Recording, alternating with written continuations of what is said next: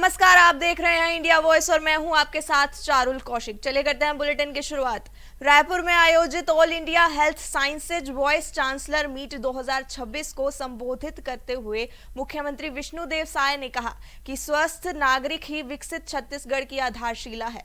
इस सम्मेलन को उन्होंने ऐतिहासिक बताते हुए कहा कि इससे स्वास्थ्य, शिक्षा और चिकित्सा क्षेत्र में नवाचारों का आदान प्रदान होगा, जो भविष्य की नीतियों और बेहतर स्वास्थ्य सेवाओं में सहायक बनेगा। उन्होंने बताया कि राज्य में 5 नए मेडिकल कॉलेज, 14 नर्सिंग कॉलेज और एक होम्योपैथिक कॉलेज निर्माणाधीन है तथा मेडिसिटी हब के तहत 5000 बिस्तरों वाला सुपर स्पेशलिटी अस्पताल विकसित किया जा रहा है। मुख्यमंत्री ने नरेंद्र मोदी के नेतृत्व में स्वास्थ्य क्षेत्र में हुए सुधारों का उल्लेख करते हुए आयुष्मान भारत योजना को गरीबों के लिए वरदान बताया। उन्होंने कहा कि आधुनिक चिकित्सा और पारंपरिक आयुष पद्धति के संगम से प्रदेश का स्वास्थ्य मॉडल और सशक्त होगा। साथ ही बढ़ती जीवन शैली बीमारियों से निपटने के लिए जागरूकता और आरोग्य मंदिर जैसी पहल जरूरी है।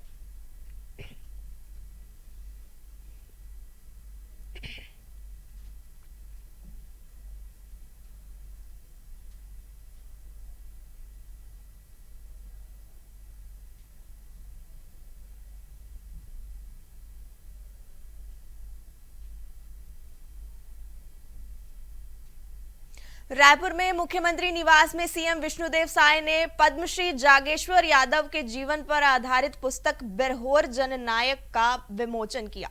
इस अवसर पर उन्होंने पुस्तक के लेखक डॉक्टर लोकेश पटेल को शुभकामनाएं देते हुए कहा कि यह कृति सेवा, संघर्ष और समर्पण की प्रेरक गाथा है।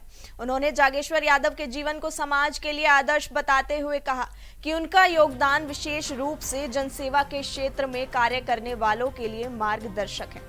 मुख्यमंत्री ने बताया कि जशपुर जिले में बिरहोर के भाई के रूप में प्रसिद्ध जागेश्वर यादव ने बिरहोर आदिवासी समुदाय के उत्थान के लिए उल्लेखनीय कार्य किए हैं।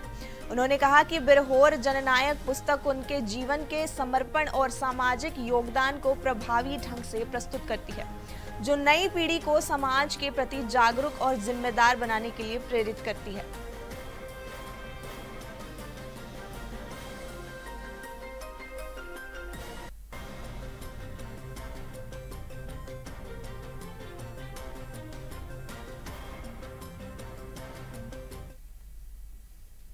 अगली खबर रायपुर से है, जहां मुख्यमंत्री विष्णुदेव साय ने कृषि मंत्री रामविचार नेताम के साथ रायपुर के एक मंदिर में आयोजित राम कथा कार्यक्रम में हिस्सा लिया। इस दौरान मुख्यमंत्री ने पूजा अर्चना की और कथा का श्रवण किया। कार्यक्रम में बड़ी संख्या में श्रद्धालु भी मौजूद रहे। मुख्यमंत्री विष्णुदेव साय ने अपने संबोधन में प्रदेश की खुशहाली, किसानों की समृद्धि और जन कल्याण के लिए सरकार की प्रतिबद्धता को दोहराया। सीएम साय राम कथा कार्यक्रम में हुए शामिल कृषि मंत्री रामविचार नेताम भी रहे। मौजूद रायपुर के मंदिर में आयोजित हुआ कार्यक्रम।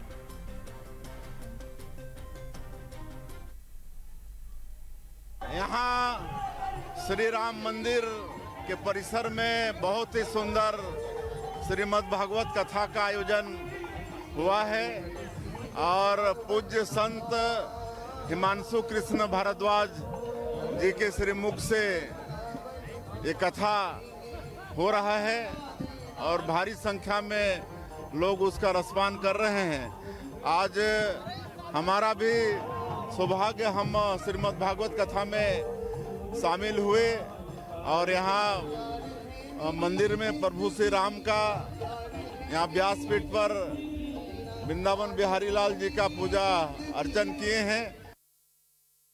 रायगढ़ प्रवास के दौरान वित्त मंत्री ओपी चौधरी ने कलेक्टोरेट परिसर में स्मार्ट पंजीयन कार्यालय तथा थाना जूट मिल के नवीन भवन का लोकार्पण किया।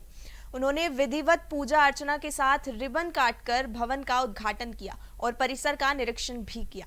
वरिष्ठ पुलिस अधीक्षक शशि मोहन सिंह ने जानकारी दी कि जूट मिल क्षेत्र पहले पुलिस सहायता केंद्र था, जिसे 2005 में चौकी और 2023 में थाना बनाया गया। राज्य सरकार के 2024 से 25 बजट में स्वीकृति मिलने के बाद इसका निर्माण पुलिस हाउसिंग बोर्ड द्वारा किया गया। वित्त मंत्री ने कहा कि नए थाने भवन से पुलिस कार्य प्रणाली में सुधार होगा और अपराध नियंत्रण में मदद मिलेगी। उन्होंने बताया कि कलेक्टोरेट के पास नया एसपी कार्यालय भी जल्द पूरा होगा और पुलिसकर्मियों के लिए स्टाफ क्वार्टर्स की प्रक्रिया जारी है। इस अवसर पर विधायक विधावती सिदार ने भी शुभकामनाएं दी। कार्यक्रम के अंत में अतिरिक्त पुलिस अधीक्षक अनिल सोनी ने सभी अतिथियों और नागरिकों का आभार व्यक्त किया।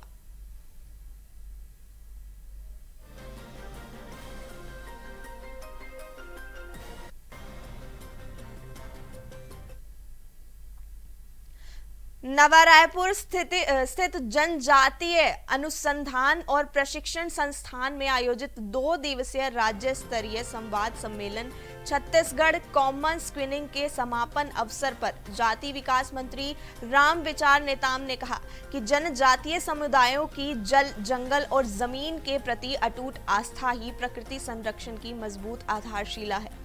उन्होंने बताया कि जनजातीय लोग पेड़ पौधों, नदी नालों और पहाड़ों में देवी देवताओं का वास मानते हैं, जिससे प्राकृतिक संसाधनों का संरक्षण स्वतः सुनिश्चित होता है। मंत्री ने कहा कि राज्य सरकार पेशा और वन अधिकार अधिनियम के प्रभावी क्रियान्वयन के लिए उच्च स्तरीय टास्क फोर्स गठित करने की जा रही है, जिसकी अध्यक्षता मुख्यमंत्री करेंगे। इस सम्मेलन में 300 से अधिक विशेषज्ञों और प्रतिनिधियों ने भाग लिया, जिसमें 70 लाख एकड़ कॉमन्स भूमि के प्रबंधन पर विशेष चर्चा हुई।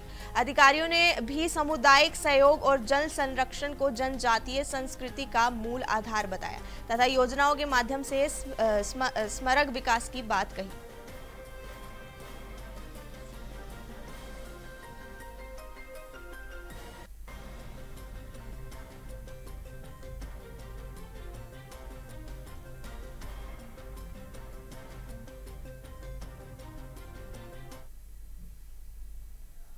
दुर्ग जिले में बढ़ती गर्मी और लू जैसे हालात के बीच एसएसपी विजय अग्रवाल ने यातायात पुलिस जवानों के लिए सराहनीय पहल की। सेक्टर 6 स्थित ग्लोब चौक पर उन्होंने ट्रैफिक ड्यूटी में तैनात जवानों और अधिकारियों को गमछा और वाटर बॉटल वितरित किए। इस दौरान ऋचा मिश्रा भी मौजूद रही। जिले में तापमान 37 से 29 डिग्री सेल्सियस के बीच होने के बावजूद जवान लगातार धूप में खड़े रहकर यातायात व्यवस्था संभाल रहे हैं, जिसे देखते हुए यह पहल की गई। इस अवसर पर एसएसपी विजय अग्रवाल ने कहा कि कठिन परिस्थितियों में कार्य कर रहे पुलिसकर्मियों का स्वास्थ्य और सुविधा प्राथमिकता है और आगे उन्हें धूप से बचाव के लिए टोपी भी उपलब्ध कराई जाएगी।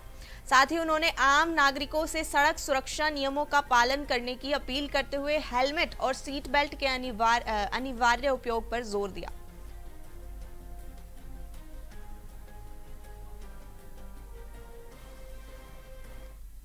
जो कर्मचारी अधिकारी सारे इन्फोर्समेंट में लगे हुए हैं, काफ़ी धूप में भी काम करते हैं, तो उनको आज वाटर बॉटल और गमछा दिया गया है ताकि वो अपनी ड्यूटी का निर्वहन और बेहतर ढंग से कर सकें।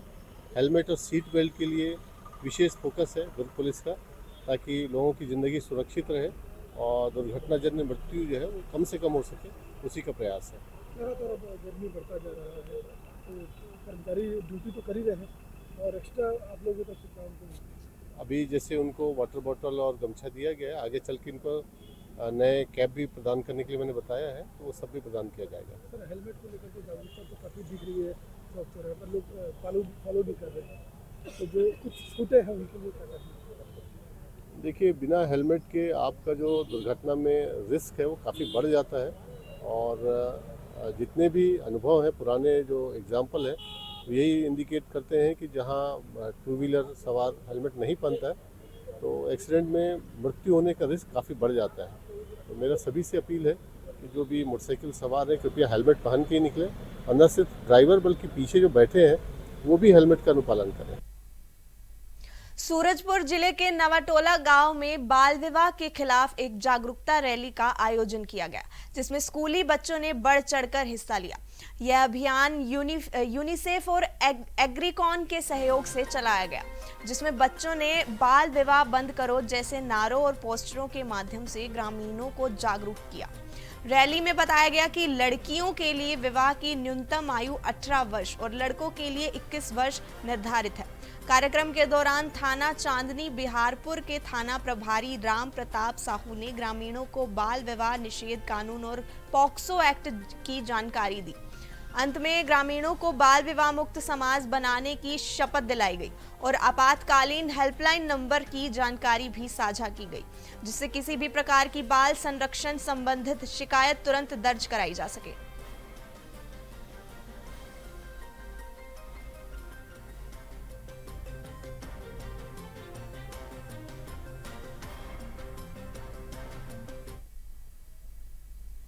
बलौदाबाजार के शासकीय मिनी माता कन्या महाविद्यालय में 7 दिवसीय पत्रकारिता समतुल्य इंटर्नशिप कोर्स का आयोजन किया जा रहा है, जिसमें एमए पूर्व के छात्र छात्राएं भाग ले रहे हैं। इस कार्यक्रम में कसडोल, तिल्दा और डीके महाविद्यालय समेत 4 कॉलेजों के विद्यार्थी शामिल हुए हैं। हिंदी विभाग के अंतर्गत संचालित इस इंटर्नशिप के 6वें दिन छात्रों को इलेक्ट्रॉनिक मीडिया की बारीकियों से अवगत कराया गया।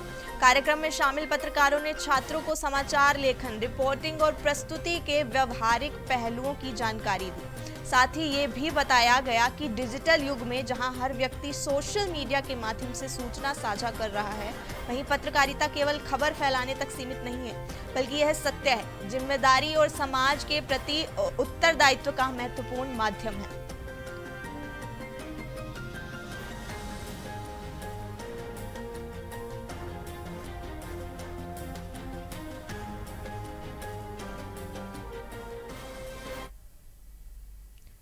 खबरों का सिलसिला यूं ही जारी रहेगा। मिलते हैं एक छोटे से ब्रेक के बाद।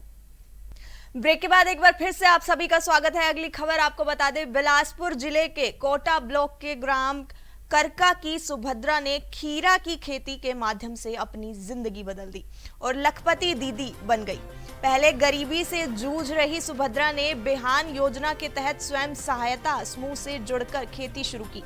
समूह को रिवॉल्विंग फंड, CIF और बैंक ऋण के रूप में आर्थिक सहायता मिली, जिससे उन्होंने आधुनिक कृषि पद्धतियों को अपनाते हुए 2 एकड़ में खीरे की खेती शुरू कर दी। आज वे हर दूसरे दिन लगभग 10 क्विंटल खीरा बेचकर करीब 7,000 रुपए की आय अर्जित कर रही हैं। इस अतिरिक्त आय से सुभद्रा और उनके समूह की महिलाओं के जीवन स्तर में बड़ा सुधार आया है। वे अब परिवार की जरूरतें बेहतर तरीके से पूरी कर पा रही हैं, बच्चों की शिक्षा पर ध्यान दे रही है और बचत भी कर रही हैं। सुभद्रा ने इस सफलता के लिए विष्णुदेव साय की नीतियों और समूह की बीमा सखी हबीबुन निशा के मार्गदर्शन को श्रेय दिया। ये कहानी दर्शाती है कि सही मार्गदर्शन, सरकारी सहयोग और मेहनत से आत्मनिर्भरता का सपना साकार किया जा सकता है।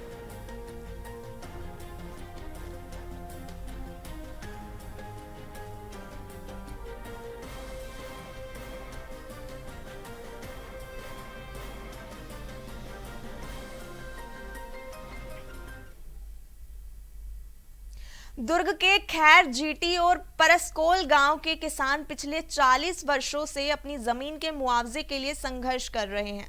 1980 के दशक में इन गांवों की सैकड़ों एकड़ जमीन प्रशासन ने विकास कार्यों के नाम पर अधिग्रहित कर ली थी, लेकिन आज तक इन किसानों को न तो उचित मुआवजा मिला है। किसानों का कहना है कि उन्होंने कई बार प्रशासन से गुहार लगाई, लेकिन हर बार केवल आश्वासन ही मिला। मार्च 2026 तक मुआवजा देने का वादा भी पूरा नहीं हुआ, जिससे उनकी आर्थिक स्थिति लगातार बिगड़ती जा रही है। इसी मुद्दे को लेकर किसान संगठन और ग्रामीणों ने तहसीलदार प्रफुल्ल गुप्ता को ज्ञापन सौंपा और 2 प्रमुख मांगे रखी: बकाया मुआवजे का तत्काल भुगतान और गांव के जर्जर प्राथमिक स्कूल का नया भवन निर्माण।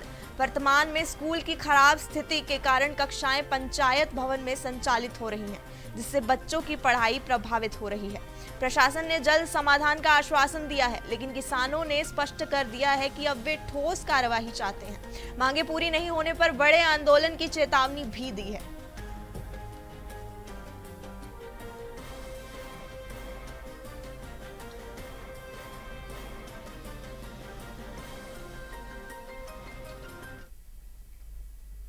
दुर्ग पुलिस ने भिलाई के हाउसिंग बोर्ड क्षेत्र में चल रहे एक बड़े ड्रग रैकेट का भंडाफोड़ करते हुए 4 अंतर्राज्यीय आरोपियों को गिरफ्तार किया है।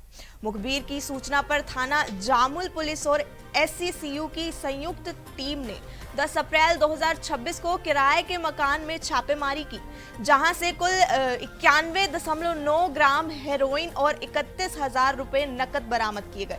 जब्त मादक पदार्थ की बाजार कीमत लगभग 18.69 लाख रुपए आंकी गई है। पकड़े गए सभी आरोपी अमृतसर के रहने वाले हैं और भिलाई में ड्रग्स बेचने की तैयारी में थे। पूछताछ में आरोपियों ने स्वीकार किया कि वे हेरोइन पंजाब से लेकर यहां सप्लाई करते थे। पुलिस ने उनके खिलाफ NDPS एक्ट की धाराओं के तहत मामला दर्ज कर सभी को न्यायालय में पेश किया, जहां से उन्हें न्यायिक रिमांड पर भेज दिया गया। फिलहाल पुलिस इस नेटवर्क से जुड़े अन्य लोगों की तलाश में जुटी है, जिससे पूरे गिरोह का खुलासा किया जा सके। की जा रही है इनके सूचना के आधार पर और इनके टेक्निकल एंड के आधार पर कहां बेचते थे, क्या थे, इसकी भी जानकारी जुटाई जा रही है।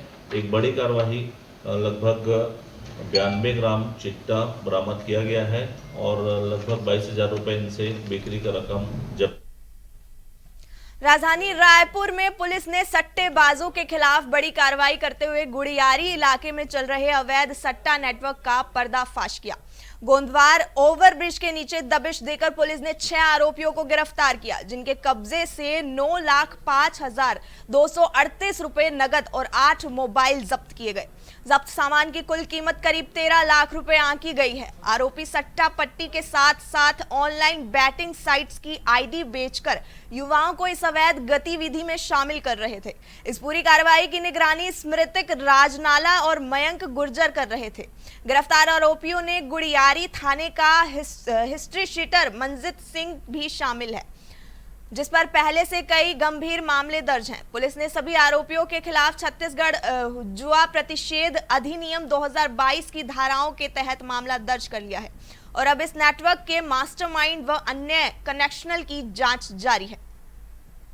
बनने के बाद लगातार सट्टा जुआ के खिलाफ कार्रवाई किया जा रहा है, जिसमें अभी पिछले T20 सीजन में भी हम लोग 5 प्रकरण में अपराध दर्ज किया है और रिसेंट IPL टूर्नामेंट चालू होने के बाद भी हम लोग काफ़ी अपना मुखबिर नेटवर्क सक्रिय करके पूरा थाना और SCCU का टीम द्वारा संयुक्त कार्रवाई की जा रही है, जिसमें रिसेंटली हमको एक सूचना मिली थी कि गुड़ियारी गोंदवारा स्थित एक ओवरब्रिज के नीचे कुछ लोग सट्टा संचालन कर रहे हैं बोल के एक जानकारी मिली थी, जिसमें हमारे थाना और क्राइम टीम संयुक्त राइड किए थे और वहाँ पे मौके से 2 लोगों को हमने सट्टा खेलते हुए पकड़े थे और उससे पूछताछ करके फर्दर हमको ये पता चला कि एक ऑनलाइन प्लेटफॉर्म्स के माध्यम से आईडी भी बांटा जा रहा था और सट्टा भी खेला जा रहा था। तो टोटल हम लोगों ने 7 लोगों को गिरफ्तार किया, इसमें 6 लोगों को गिरफ्तार किया और 9 लाख का कैश भी मिला था। इसमें विशेष बात यह है कि ऑनलाइन और ऑफलाइन दोनों पैरेलली चल रहा था। ऑनलाइन सट्टा भी चल रहा था वहाँ पे और ऑफलाइन भी जो लाइन के माध्यम से जो चलता है वो भी संचालन कर रहे थे एक घर में बैठ के। आज़ाद चौक के जो रामसागर पारा है वहाँ पे घर में बैठ के ऑफलाइन सट्टा भी ऑफलाइन लाइन के माध्यम से भी ये संचालन कर रहे थे। तो टोटल 6 आरोपी गिरफ्तार हुए और 9 लाख का मौके से हमको कैश भी मिला है और 8 नग मोबाइल फ़ोन, कैलकुलेटर, अन्य सामान जब्त हुआ है, जिसका टोटल मशहूर का 13 लाख का है। तो ये freebet99.red.com के साइट के माध्यम से ऑनलाइन सट्टा संचालन कर रहे थे। इसमें अभी फर्दर इन्वेस्टिगेशन जारी है। बाकी लिंक्स, अभी मास्टर आईडी उनको कहाँ से मिल रहा था वो सब जानकारी अभी लिया जा रहा है। तो फिलहाल वर्तमान में जो मेन इसमें एक ये है कि मंजीत सिंह नाम का एक आदमी को गिरफ्तार किए हैं, जिसके ऊपर हत्या का प्रयास और हिस्ट्री शीटर का भी खुला हुआ है। आधा दर्जन से ऊपर इसके ऊपर अपराध कायमी है रायपुर में ही। रायपुर बनने के बाद लगातार फिलहाल के लिए इस बुलेटिन में इतना ही। इसी तरह की तमाम खबरों से जुड़े रहने के लिए देखते रहिए इंडिया वॉइस। तब तक के लिए नमस्कार।